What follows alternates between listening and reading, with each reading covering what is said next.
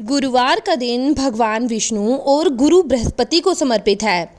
गुरुवार का व्रत गुरु बृहस्पति भगवान विष्णु के लिए किया जाता है। मान्यता है कि इस दिन व्रत रखने से घर में धन सुख समृद्धि की अगर कमी है तो सुख समृद्धि का वास होता है। विवाह में आ रही बाधाएं नष्ट होती हैं, सुयोग्य वर की प्राप्ति होती है। जरूरी नहीं कि बृहस्पतिवार भगवान विष्णु की कथा सिर्फ व्रत रखने वालों को ही सुननी चाहिए। जिसने व्रत नहीं भी रखा उनको भी ये व्रत रखना चाहिए और कथा जरूर सुननी चाहिए। अब हम बात करेंगे गुरुवार व्रत की, ये कि व्रत क्यों रखा जाता है, क्या इसकी कथा है और इस व्रत को किस प्रकार से रखना चाहिए। ये सब जानकारी आज की इस वीडियो में आपको मिलेगी। बृहस्पतिवार की कथा एक समय की बात है कि गांव में साहूकार रहते थे। उनके घर में बहुत सी धन संपत्ति थी। साहूकार बहुत बड़े दयालु थे, साथ ही वो बहुत दानी धार्मिक स्वभाव के थे।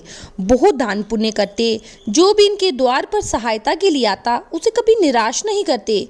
वहीं उनकी पत्नी बड़ी कंजूस थी, उपाधियों को भी ध्यान नहीं देती। इतना ही नहीं, वो साहूकार को किसी को पैसे देने भी नहीं देती। एक बार साहूकार किसी कारणवश घर से बाहर गए, तब एक साथ उनके द्वार पर एक स्वामी जी पधारे। उस घर में साहूकार की उस समय पत्नी ही थी। वह अपने घर को लीप रही थी। उस साधु ने कहा कि मुझे बेटे कुछ खाने को दे दो। तो साधु बाबा से उसने कहा कि मैं अपना घर लीप रही हूँ, मैं अभी आपको कुछ नहीं दे सकती, आप बाद में आइए। साधु चले गए। कुछ दिन पश्चात साधु फिर से उस घर पर भिक्षा मांगने के लिए आए। इस बार भी साहूकार की पत्नी ने कहा कि मैं अपने पुत्र को भोजन करा रही हूँ, मेरे पास बिल्कुल भी समय नहीं है, मैं आपको भिक्षा नहीं दे सकती, आप कृपा करके किसी और समय आए। महात्मा फिर से बिना कुछ लिए ही लौट गए और कुछ दिन पश्चात फिर से उनके द्वार पर आए। साहूकार की पत्नी ने इस बार फिर से बहाना बनाया और कहा कि मैं कुछ काम कर रही हूँ। इसके बाद साधु ने कहा कि यदि तुम्हें प्रतिदिन और प्रतिक्षण का अवकाश मिल जाए, तुम्हारे पास कुछ भी करने का ना हो, तब क्या तुम मुझे दान दे दोगी। साहूकार की पत्नी ने कहा, जी महाराज, यदि मुझे हर समय का अवकाश मिल जाए तो बहुत कृपा होगी। तब साधु ने कहा, ठीक है, मैं जैसा कहूँ तुम वैसा ही करना। तुम हर बृहस्पतिवार दिन निकलने के बाद उठो, फिर घर में झाड़ू लगाकर कूड़ा एक कोने में इकट्ठा कर दो, उसे बाहर फेंकने मत जाना, घर में साफ सफाई मत करना। भोजन बनाने के पश्चात भोजन चूल्हे के पीछे रखो। साहूकार से कहो कि हर बृहस्पतिवार हजामत बनाए। इस दिन पीले वस्त्र भूलकर भी मत रखना। संध्या में अंधकार होने के बाद ही द्वीप प्रज्वलित करना और ओम बृहस्पति के दिन कोई पीले रंग का भोजन भी मत ग्रहण करें।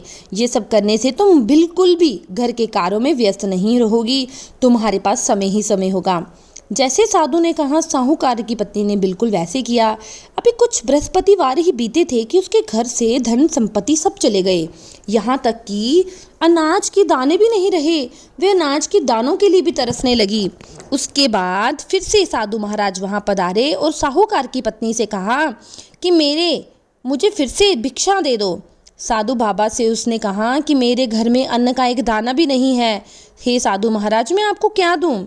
साधु भगवान ने फिर से कहा, जब तुम समृद्ध थी तब भी तो मुझे खाली हाथ लौटा रही थी, क्योंकि उस समय तुम्हारे पास समय नहीं था। अब जब तुम्हारे पास समय ही समय है, तुम तब भी मुझे भिक्षा देने से मना कर रही हो, तुम चाहती क्या हो।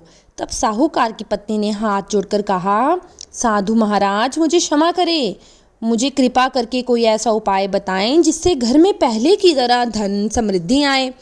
इसके बाद मैं आपको कभी खाली हाथ नहीं लौटाऊंगी।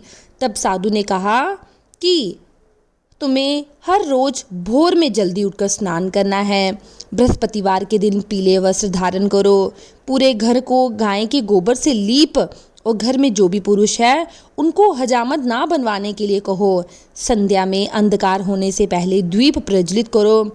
ऐसा करो, तुम्हारी सारी इच्छाएं बृहस्पति भगवान पूर्ण करेंगे।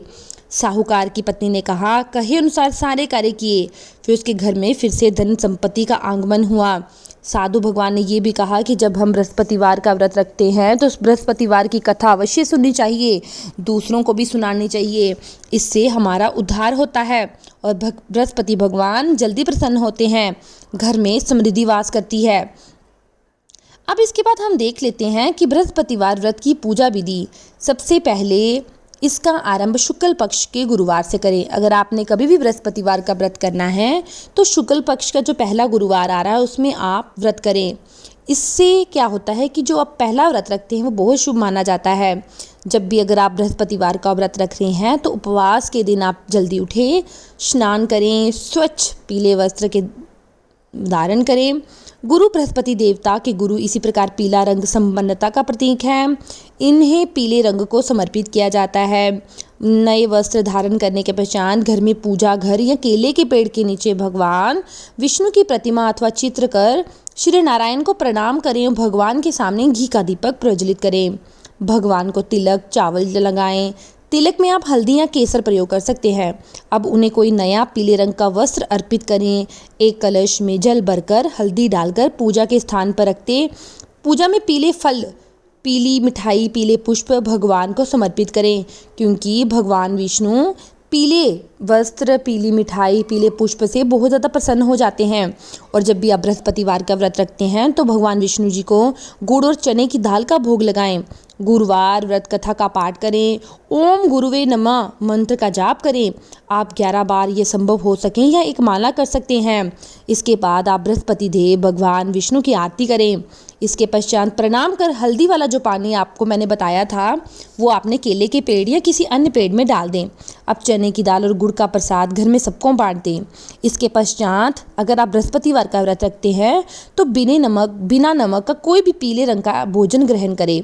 गुरुवार व्रत में एक ही बार भोजन किया जाता है और वो भी सात्विक भोजन। यदि आप भोजन नहीं करना चाहते तो पीले फल अथवा मिठाई ग्रहण करके भी व्रत पूर्ण कर सकते हैं। गुरुवार के दिन अगर आपसे समर्थ हो सके तो पीले वस्त्र का दान अवश्य करना चाहिए। घर में सुख समृद्धि प्रसन्नता का आगमन होता है। ये व्रत रखने वालों को कुछ बातों का ध्यान रखना चाहिए, जैसे कि आपके मन में गलत विचार ना आए, भगवान विष्णु का स्मरण करते रहें, गुरुवार के दिन घर में पोछा नहीं लगाएं, ना कपड़े धोएं, किसी को इस दिन पैसे ना दें। साथ ही इस दिन पुरुषों को बाल नहीं कटवाने चाहिए, दाढ़ी नहीं कटवानी चाहिए। इस दिन नमक नहीं खाना चाहिए, केवल पीला भोजन खाना चाहिए। इसके साथ संपूर्ण होती है बृहस्पतिवार व्रत की विधि। कि मैंने आपको इसमें थोड़ी सी कथा भी बता दी, विधि भी बता दी। मैं उम्मीद करती हूँ आपको ये मेरी वीडियो पसंद आई होगी। अगर आपको वीडियो अच्छी लगती है तो मेरे चैनल को लाइक शेयर सब्सक्राइब करना ना भूलें।